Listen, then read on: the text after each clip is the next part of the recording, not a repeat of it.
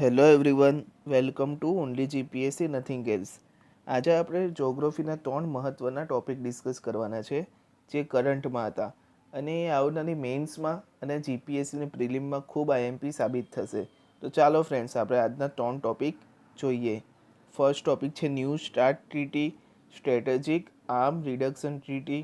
Second topic છે Indian space station અને third topic છે માંગેચ્છુ હાઇડ્રો પાવર પ્રોજેક્ટ. બરાબર, તો આ 3 ટોપિક વિશે આજે આપણે ડિસ્કસ કરીશું. ફર્સ્ટ ટોપિકનું નામ છે ન્યૂ સ્ટાર્ટ ટ્રીટી. તો સ્ટાર્ટનું ફૂલ નેમ શું થાય છે? Strategic arm reduction treaty. એટલે તમે આર્મનું એટલે કે જે પણ વેપન છે એનું રિડક્શન કરવાનું છે, આર્મનું રિડક્શન કરવાનું છે. હવે આ તમે જોઈ રહ્યા છો ફોટોમાં, આ તો બરાક ઓબામા છે અને આ રશિયાના પીએમ છે. એટલે કે અમેરિકા અને રશિયા એ બંને વચ્ચે ન્યૂ સ્ટાર્ટ ટ્રીટી નામની ટ્રીટી થઈ હતી. બરાબર, હવે ન્યૂ સ્ટાર્ટ ટ્રીટી એ ન્યુક્લિયર આર્મને રિડક્શન કરવા માટે થઈ હતી. બરાબર, જે ન્યુક્લિયર બોમ્બ, પરમાણુ પરીક્ષણ એ બધું યુએસએ અને રશિયા તો સુપર પાવર છે મિત્રો, એટલે એ બંને પાસે ન્યુક્લિયર વેપન સૌથી વધારે છે. જો ન્યુક્લિયર વેપન ખૂબ વધારે થઈ જાય તો વિશ્વમાં ઇન્સ્ટેબિલિટી થઈ જાય. એટલે રશિયા અને અમેરિકાએ 2011માં આ ટ્રીટી સાઇન કરી હતી અને આ ટ્રીટીનો મેઇન ગોલ શું હતો કે ન્યુક્લિયર આર્મને રિડક્શન કરવું, એટલે કે પરમાણુનો ઉપયોગ ઘટાડવો. બરાબર, અને એનું પ્રોડક્શન પણ ઘટાડવું. તો આ ટ્રીટી 8 એપ્રિલ 2010ના દિવસે પરાગ્વેમાં સાઇન થઈ હતી. બરાબર, અને રેટિફિકેશન 5 ફેબ્રુઆરી 2011માં થયું હતું. બરાબર મિત્રો, આ ટ્રીટી કેમ કરંટમાં હતી? કારણ કે હમણાં 2020ના એન્ડમાં આ ટ્રીટીના 10 વર્ષ પૂરા થવાના છે. બરાબર, એટલે મિત્રો આમાંથી કેવા સવાલ પૂછાઈ શકે કે ન્યૂ સ્ટાર્ટ ટ્રીટી કોના વચ્ચે છે? તો અમેરિકા અને રશિયા.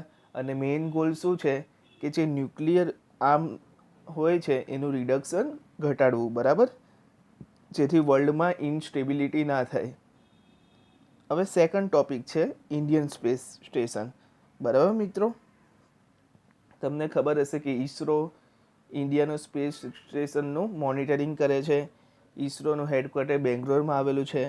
અને મિત્રો ઈસરોના ચેરમેન કોણ છે? કે સિવન છે. હવે કે સિવને હમણાં થોડા સમય પહેલાં એવું એનાઉન્સ કર્યું કે ઇન્ડિયા પણ પોતાનું ઇન્ડિયન સ્પેસ સ્ટેશન અંતરિક્ષમાં મૂકશે. બરાબર, હવે મિત્રો વર્લ્ડમાં ઘણા બધા દેશોએ સાથે ભેગા મળીને ઇન્ટરનેશનલ સ્પેસ સ્ટેશન બનાવ્યું છે. બરાબર, એવું ને એવું ઇન્ડિયા પોતાનું એકલો દેશ પોતાનું સ્પેસ સ્ટેશન 2030 સુધીમાં બનાવવાનું છે. બરાબર, હવે ઇન્ડિયા જો 2030 સુધીમાં પોતાનું સ્પેસ સ્ટેશન બનાવશે તો એ વર્લ્ડનો ચોથો દેશ થઈ જશે. બરાબર, કે જેમને સ્પેસ સ્ટેશન બનાવ્યું હશે. બરાબર છે મિત્રો, હવે ઇન્ડિયા સ્પેસ સ્ટેશન પૃથ્વીના કેટલા કિલોમીટર ઉપર બનાવશે? તો યાદ રાખજો મિત્રો, 400 કિલોમીટર પૃથ્વીના ઉપર બનાવશે. બરાબર, અને ત્યાં જે એસ્ટ્રોનોટ હોય એટલે કે સાયન્ટિસ્ટ હોય એ લોકોને ત્યાં 15થી 20 દિવસ ત્યાં રહી શકશે અને રિસર્ચ પણ કરી શકશે. બરાબર મિત્રો, એટલે કે આ ઇન્ડિયન સ્પેસ સ્ટેશનમાં શું હતું આઈએમપી કે ઇન્ડિયન સ્પેસ સ્ટેશન ઈસરો દ્વારા એનાઉન્સ એવું થયું છે કે 2030 સુધીમાં બનાવવામાં આવશે. જો ઇન્ડિયા 2030 સુધીમાં બનાવી દે તો ઇન્ડિયા વર્લ્ડનો ચોથા નંબરનો દેશ બની જશે. બરાબર, અને 400 કિલોમીટર ઉપર બનાવવાનું છે અર્થના. બરાબર, એટલે પૃથ્વીના 400 કિલોમીટર ઉપર સ્પેસ સ્ટેશન બનાવવાના છે અને 15થી 20 દિવસ સાયન્ટિસ્ટ અને એસ્ટ્રોનોટ ત્યાં રિસર્ચ પણ કરી શકશે. બરાબર છે મિત્રો, આ છે મિત્રો, આવી રીતે સ્પેસ સ્ટેશન બનાવવામાં આવશે. બરાબર, આ ઇન્ડિયન સ્પેસ સ્ટેશન છે, સોરી આ ઇન્ટરનેશનલ સ્પેસ સ્ટેશન છે. આવું જ આપણે 2030માં બનાવવાના છીએ. આજનો થર્ડ ટોપિક અને લાસ્ટ ટોપિક છે માંગેચુ હાઇડ્રો પાવર પ્રોજેક્ટ. બરાબર, તો આ હાઇડ્રો પાવર પ્રોજેક્ટનું કન્સ્ટ્રક્શન સાઇટ છે અને આ તમે ઓળખતા હશો, આ આપણા પ્રધાનમંત્રી મોદી સાહેબ અને આ ભૂટાનના પ્રધાનમંત્રી છે. એટલે તમે સમજી ગયા હશો કે માંગેચ્છુ હાઇડ્રો પાવર પ્રોજેક્ટ ઇન્ડિયા અને ભૂટાન વચ્ચે છે. બરાબર, હમણાં એવી સ્થિતિ ચાલી રહી છે મિત્રો કે એશિયામાં ઇન્ડિયાનું ફ્રેન્ડ કોઈ નથી.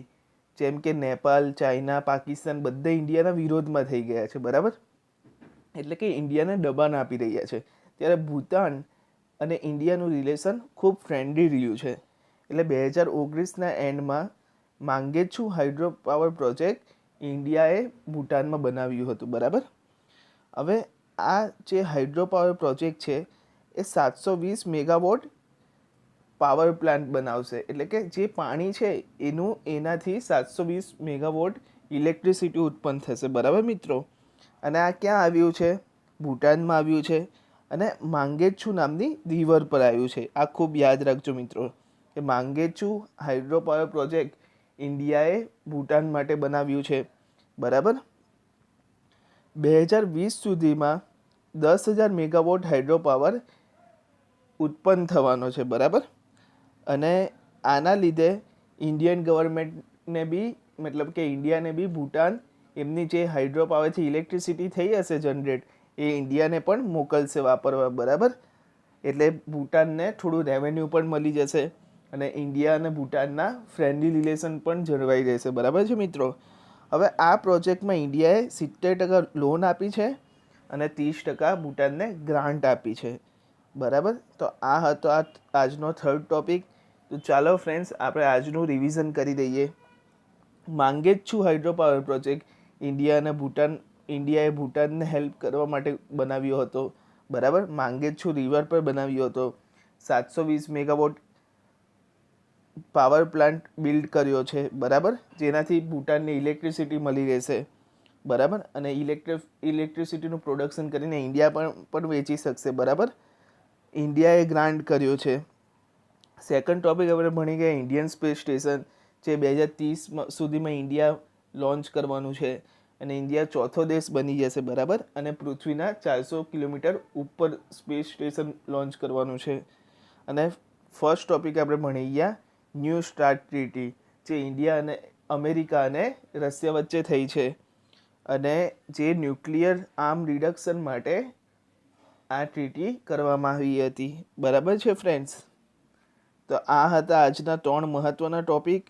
ઓકે ફ્રેન્ડ્સ, જોતા રહો અને શેર કરતા